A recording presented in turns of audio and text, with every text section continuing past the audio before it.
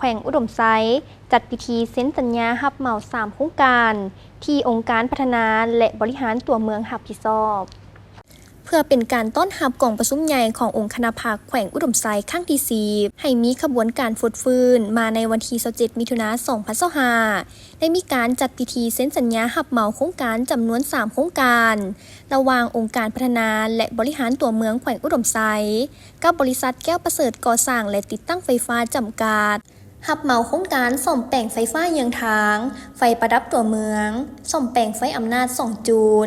และปกปักรักษาสิ่งแวดล้อมตัวเมืองในมูลค่า 1.6 ล้านกว่ากีบบริษัทอูดีดีกรุ๊ปและน้ำเข้าส่งออกจำกัดผู้เดียวรับเหมาโครงการบูรณะเส้นทางและห้องระบายน้ำในตัวเมืองมูลค่า 1.159 ล้านกว่ากีบบริษัทวิดาลาก่อสร้างขวดทางรับเหมาโครงการประดับประดาตัวเมืองต้อนรับกองประชุมใหญ่